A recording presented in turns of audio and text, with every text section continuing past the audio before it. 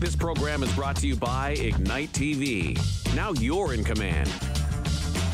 Visit Rogers.com for more details.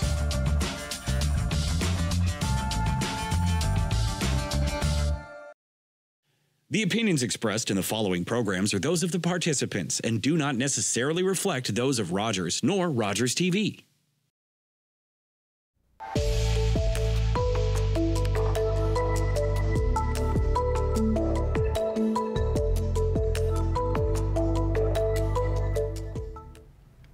Hello and welcome to the Art of Culture, where we explore art, culture, and foods from throughout Dufferin-Caledon.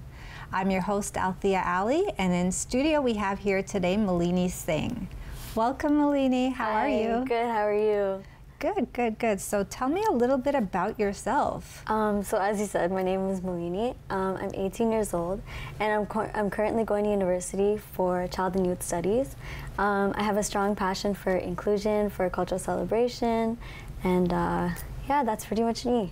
Oh, nice. Well, you know, I've come to know you throughout the years, and I think I first met you when you were just, you know, started dancing, and you reached out to me for the multicultural event. Yes. And, you know, I've gotten to know you, and you are a very strong a female individual, a youth community leader, I would say. And you're also, and which you know is incredible, the winner of the Orangeville Arts and Culture Award. Yeah. Yeah. So I mean that was incredible. Why don't you tell me a little bit about your journey to Dufferin County? So we moved here about 7 years ago from Markham, and after we moved here, I noticed there wasn't a lot of multiculturalism and a lot of cultural celebration. And so it became important for me to indulge in creating a more inclusive environment. Perfect. Yeah. So what is your culture? Tell me a little bit about your culture. So I am Indo-Guyanese, meaning my grandparents, they're from Guyana, but our ancestors are from India, and we are Hindu. Oh, great. Yeah. That's awesome. So I do know that since moving here, you've done quite a bit in the community to really, you know, as you said, help others become more aware of the different cultures and just to learn more about the different cultures yourself. So can you give me some of the things that you have done? I know recently when you were in high school, you really worked quite a bit on a youth group. Yes, so I was a part of a group called the Diverse Students Association, and our main goal was pretty much to spread cultural awareness throughout the school because our school wasn't very diverse. It was majority of one race, and so what we did was we planned a lot of events and a lot of different days to celebrate where we would showcase all of the cultures throughout the school. Oh, nice. So give me an example of some of the events that you had, that you hosted. So it was more of what we used to do was we would decorate the school. Say, for example, for Holi, what we did was we put up, we had a rangoli that we created, which is a kind of like a floral design with sand. And we also had some local businesses, they sent over some sweets to the school. So we went around to all of the classrooms in the school and we passed it out on the, I believe it was about a week after Holi. And pretty much we explained over the announcements what the significance of Holi is to the Indian community and to the Hindu community. And yeah, that was one of the biggest events that we did. Awesome. So for those of us who don't know what Holi is, can you let us know what that is? So Holi is a celebration of colors in the Hindu religion, and it is also the celebration of spring. Oh, awesome. Yeah. And I think that we have a photo of one of the, I guess, the creations from the group. Yes, that would be the rangoli. Yeah. Okay, awesome. And tell us a little bit about that. Like, how did that get started? And you know, I guess how many people worked on that? So I believe there were about 5 or 6 of us that worked on that. It took us a good couple of days because a few of us were a bit familiar with it, but some of us, it was obviously our first time. And the nice part about it was, although Holi is more of like an Indian celebration, we had a bunch of different people from a bunch of different cultures come together to create this. That's really amazing. I mean, it really is beautiful. Thank you. And you know, tell me a little bit about your role in that group. My role in that group was pretty much the same as everyone's. We pretty much just contributed ideas, and we would, even sometimes we were searching up celebrations if we weren't sure what was going on within the month, for example, because we used to plan it monthly. And if we weren't sure about certain celebrations that were coming up in the month, we would research outside of our culture and our religion to see what else was there that we could celebrate. So yeah, as I was saying, my main role was pretty much the same as everyone's. We all contributed the same. Oh, that's wonderful. And you've since moved on from high school. So do you know if it's something that they still continued? I know that they actually did continue it because my sister is a part of it now. Oh, great! Yeah. Oh, that's amazing. Yeah. Okay, so I mean, with that, like, what are the other, I guess, cultures that you guys were able to celebrate when you were there? I know that we celebrated like African American history. We celebrated Eid, Ramadan. I think we also did Chinese New Year. There were definitely more, but I can't remember because it was like 2 years ago. But those were some of the biggest celebrations that we had.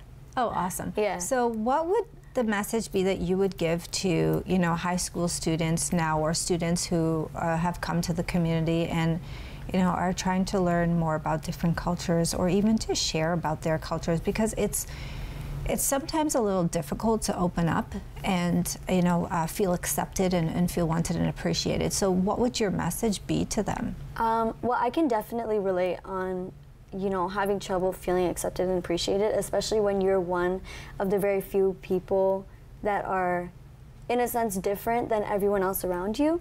But at the same time, like, my message would be for people to understand that culture is not something that should divide you, it should bring you together. And a prime example of that was what I was saying when we created the Rangoli, how we had different people come from across various cultures to help create it, right? So culture is beautiful. It's something that should definitely be appreciated, no matter whose culture or what culture you're coming from and who you are. It's something that should be spread because it brings people together. It truly does. I definitely 100% agree with that. It's, you know, it's something that bridges all of us together. Exactly. And it's a form of celebration. It's a form of learning. Yeah. So, I mean, with all of your input in the community and your leadership, I mean, it's something that must have been started in your home. And, you know, why don't you tell us a little bit about that, your childhood, or, you know, how did it get started? Well, obviously, as I was saying, you know, when we moved up here, it wasn't very diverse, but my dad was he very much immersed us in the culture when we were at home. So we always were listening to the music and learning about our religion and learning about, especially, I'm a Kathak dancer, which is it's native to the Indian religion. Yeah. It's one of the 7 major forms of classical dance in India.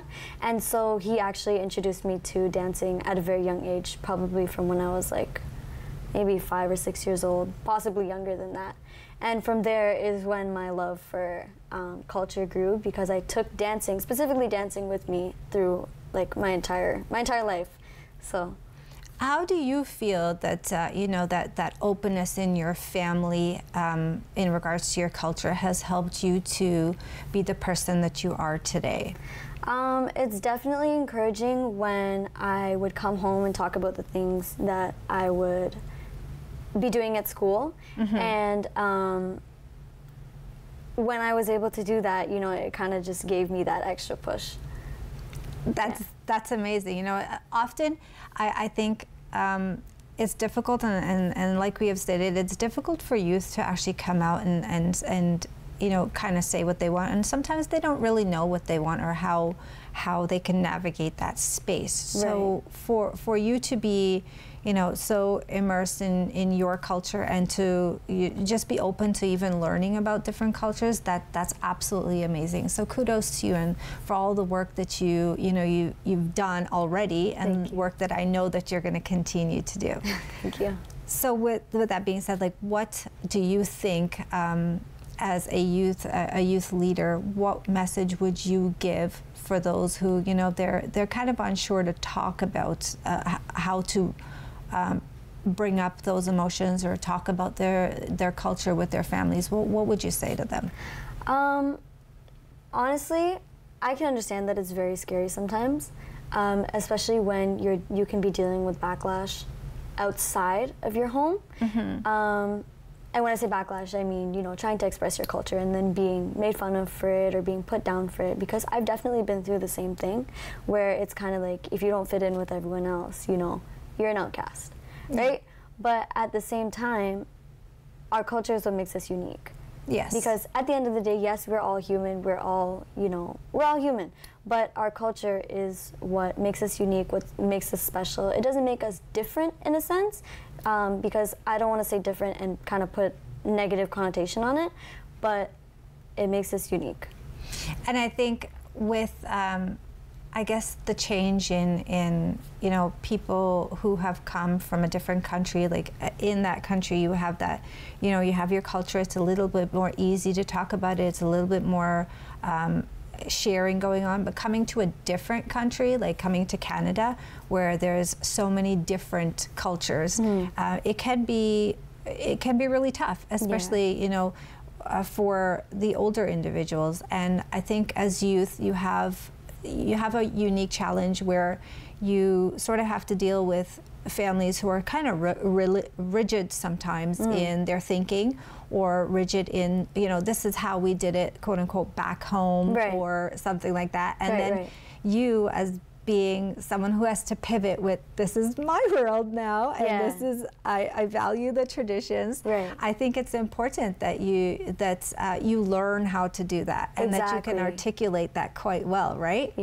And I think as youth coming together, I think forming that support would be amazing, and I think that that's really a good place to go forward. And I think, you know, what you created there with that youth group, I think is absolutely amazing. That will help them to start to speak and start to even bring home the different message or help their siblings. Exactly, yeah, exactly. I definitely would say, I agree with you on the learning part, especially because automatically from, 4 to 25 years old, you're supposed to be learning. That's what we're doing. We're going to school, we're learning, right? Yeah. And so not only do we need to learn the textbooks, we also need to learn what's going on around us, right? And so it's nice, it's good to kind of bring home a different view from what you're used to. Oh, I definitely agree with that. And you know, I find it exciting every time I speak to a youth about, you know, the things that they go through. I think I learn a different side of it, and I learn a different experience, and I sit back and I'm like, oh, that's incredible. You know, and even the passion that youth have, and, you know, where they see things and the different initiatives that they take, it's absolutely incredible. And I think it's important too, as, you know, adults, we kind of sit back, oh, you know, they don't know enough about the world, or they don't know this, and we never give the opportunity. So I think that's something that I think as adults we need to step back a little bit and learn how to really nurture youth and to make their own decisions, and to, you know, really hear their initiatives, because after all, you're the future of the world, right? So it's incredible what you've been doing. So I do think kudos to you for all of that. Thank you. All right. Okay, so we're going to take a short break right now and come back and talk a little bit more to Malini about her culture and her journey.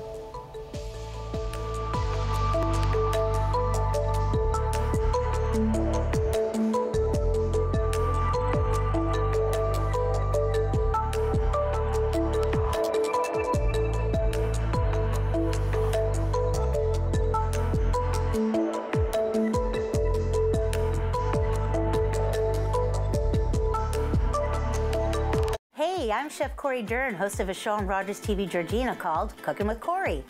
Join me bi-weekly for brand new episodes where I teach you not only what to cook, but how to cook. On this show, we have cooked almost everything. Things like Japanese udon noodles with tofu, chicken on the rocks, zucchini fritters, and even grilled cheese. There's only one thing missing, and that's smell-o-vision. That's Cooking with Corey, right here on Rogers TV Georgina.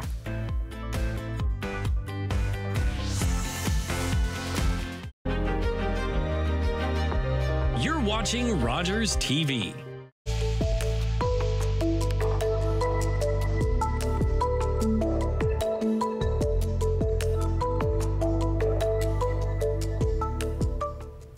Welcome back. And for those who are joining us for the first time, this is The Art of Culture, where we explore art, culture, and foods of Dufferin-Caledon. And I'm your host, Althea Alli. Live today, we have Malini Singh, who will be continuing our conversation about her cultural journey and all of the wonderful things that she has done in the community. So, Malini, you were the 2022 Orangeville Arts and Cultural Award recipient. So tell us a little bit about that. How did that make you feel? Honestly, when we found out that we won, I actually didn't believe it, like at all. Because our dad, I think we were like on the phone or something, and he told us, he was like, yeah, you, like it was my sister and I who won. He was like, yeah, you guys won. And I was like, you're lying. Because I knew we got nominated, right? But I was like, yeah, right. Like, I thought he was just playing with us. He's like, go check the website. I went on the website, and our names were actually there. And that's when I was, I don't know, I was just like, I was blown away because I felt that, I don't know, what my understanding was that, you know, we were definitely contributing, but I didn't realize that the contribution could have made that big of an impact for us to win an award like that. Oh, it definitely made an impact. Like, and that's the thing is, you know, when you're doing good in the community and you're doing it with an honest heart, you don't look for the rewards. You don't look at that. So yeah. When it happens, you kind of have to step back and think, whoa, did I have that impact? Yeah. But you know. And I'll say it again. You are definitely a youth community leader. You know you are the trailblazer for changes, and that's incredible. Thank you. And I know that you won the award for katak dancing. Yes. So tell me a little bit about that. Okay, that was when I was like I had to have been maybe 10 years old. And that was probably one of the biggest accomplishments of my life, because I think I would have been one of the youngest dancers there, and it was judges from India that came to that recital. Yeah. And when I won that, I don't think I really I was so young. I didn't even understand the significance of it, but to be among so many girls or so many dancers who've been dancing for so long, and then for me, as young as I was, to have won that was pretty amazing. So can you tell us what katak dancing is? Like, what does it represent? So katak dancing is a dance that was it was danced by one of the gods of the Hindu religion, Krishna, and it pretty much is used now to tell stories of the Hindu religion, mostly of Krishna, and it is as I was saying, it's one of the 7 major dances in India, one of the 7 major classical dances, and yeah. Oh, that's incredible. Yeah. So do you? I know you have a younger sister, yeah. Or 2 younger sisters, yeah. I should say. Do you teach them how to do that? Are they, I guess, engulfed and passionate about it as you are? I definitely do teach my younger sister. The youngest one, I'm still working on her. I think she's still a little bit too young to pay attention to what I have to teach her, but I've tried. She's been interested. Sometimes she's interested, sometimes she's not. So, but with my middle sister, her and I actually dance together. We've done a lot of performances together as well. So what I learn, I'm just relaying to her, pretty much. Yeah. That's incredible. So how does that make you feel to be, dancing with your sister? That must feel incredible. It's pretty cool because it's easy. It's definitely easier than dancing with a group because obviously she lives in my house, so yeah. She's right there whenever we need to dance, we just dance. But it's also cool to, have my sister kind of following in my footsteps. Oh, that's amazing. Right? I know I have a sister, and sometimes we fight like cats and dogs. Yeah. And then, but how dare you come in between us? Yeah. How dare you? Definitely, 100%. It's the same with us. But yeah, it's nice to share something because her and I, we're very different. We're very, very different people, but it's nice to share a passion. I can see when you talk about her, she's like your best friend. Yeah. Yeah, she definitely is. Oh, that's awesome. So, I mean, we have a few photos from, you know, your dancing at an early age, and you know, why don't you tell me about this photo? What's happening there? So there I had to have been maybe 5, 6, maybe 7 years old. I can't remember the exact age, but definitely under 10 years old. And that was, I want to say, my first dance recital. That was after, had to have been like a lot of practice, and after a while they finally put me on stage. And I remember going out on stage being very nervous, and I still have the same nerves, you know, 10, how many years later, 15 years later, I still have the same nerves, but yeah. Oh, that's incredible. So tell me about, you know, in this picture here, you have the traditional outfit here, and you know, when was this taken? What were you doing there? So that was actually for the multicultural show that happened in 2021, or sorry, 22, it was I think. 2022. Yeah. Yeah. That was when my sister and I were doing, I believe, our first big performance, and we were a part of the multicultural show. So I choreographed that dance that we did on my own. Oh, that's incredible. Yeah, that was after a lot of practice and whatnot. So I choreographed the dance, taught it to her, of course, and then we performed it together. Oh, that's incredible. And I think that you were also featured in the Hills magazine. Yes, we were. Yeah. We were. And in our local newspapers as well. Yeah. You know, honestly, that dance was incredible. Thank you. Incredible. Thank you. It was completely flawless, and just, you know, I remember just looking at you guys move. It was so graceful. Thank you. So it was incredibly beautiful. So kudos to you and your sister. You do really well together. Thank you. I'm not sure my sister managed to pull that off. But I see that, you know, you have the bells here with you. Can you explain a little bit about that, and just maybe show us, you know, what is it? Yeah. So these Kathak is known for two sort of main things. What it is the spins that we do, because when you're doing more like super traditional, you do a lot of spins, a lot of different types of spins, and then the second part is the footwork itself. Okay. And so the bells are they're called gungrus, and they're just used to accentuate the footwork that we do. Oh, that's neat. So Yeah. it's around your waist? Oh no, so it wraps around your feet. Oh, your feet. Yeah, there's actually two. So this is only one part that I have, but there's a second one, and they both wrap around your feet.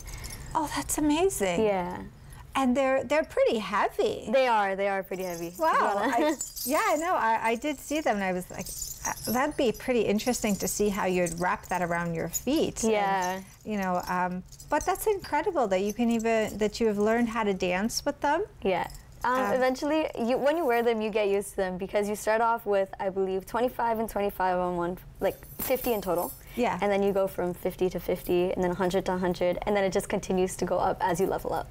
Oh, yeah. So that's incredible. Yeah. I didn't know that. So what is the significance of the bells, like the difference in 25 to 50 to 100? So what I believe it is, and I'm not 100% sure, but I think it's as you level up, because Kathak, it's technically 7 years of dance that you're doing. Yeah. And each year, it's like school. So Yeah. each year, after you graduate, after you give your exam, they give you a new pair of bells each time. Okay, that's awesome. So tell me a little bit about your traditional wear that you're wearing here today. Like, what is it called, and where would you wear this? This is called an anarkali, but I dressed the dupatta the way that you would to dance Kathak. And honestly, you could wear it anywhere. Like, sometimes I wear it to temple, other times I wear it to weddings, so it doesn't matter. Any kind of cultural event you could wear it to. It's incredibly beautiful. Thank you. Just to put it out there, we didn't plan on wearing the but it's so gorgeous. Like, it's Thank you. incredibly gorgeous. Thank you. So tell me about, what are your plans that you have for the future for yourself? For the future, well, I do plan on pursuing Kathak. I am currently training with a group, a very well-known group from India, and unfortunately, it's obviously an online thing, but it's nice because I am giving my first exam in November. So that is one of the biggest things that I'm doing right now, is just training, getting back on to the more classical part of Kathak. And then along with that, I am in university, as I said, and I'll be completing my my program in a couple of years. So after that, I will go on to law school, and then in the future, for my career, I'm planning on being a family lawyer. Oh, that's incredible. You are definitely a tiny little powerhouse, in the making. You're a very, empowering female, and I think, that's incredible, all the work that you have been doing so far, and that you continue to do. And maybe if you could briefly just give us, any message that you have for female youth out there, and for just youth in general out there. I would just say to never be afraid to showcase who you are. Because, as I was saying before, it's what makes us unique, it's what helps us to stand out. And as scary as standing out may seem, it's something that helps you to definitely get further. Because the more you hide yourself, the more you make yourself smaller, or conceal who you really are, it doesn't give you the opportunity to express yourself, to reach your full potential. That's amazing. Well, I could definitely tell you you're on the right track, and I as a community member are so proud to have you in my community. Thank you. And having a daughter and having a niece, I think you're a wonderful influence to them, and I hope that they're able to learn from you, and other females are able to learn from you. Thank you. So thank you for all that you do. We do appreciate it. Thank you. And with that being said, thank you so much for joining us today, and hope to see you in our future shows. And if you would like to be a guest on the show, please feel free to contact me. My information should be showing shortly. Thank you again.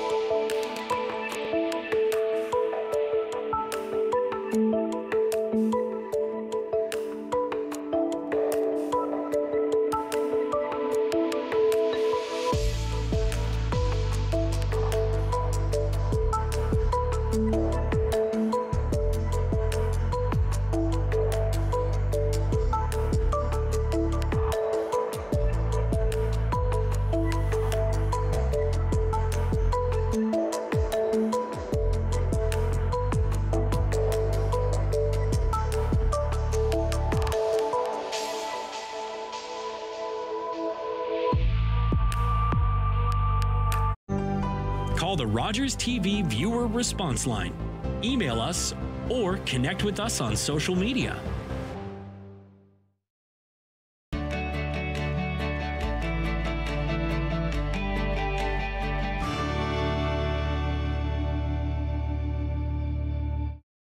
It isn't the heavy trays that make the job difficult, or the fast pace you need to keep up. It's not working another double because someone called in sick.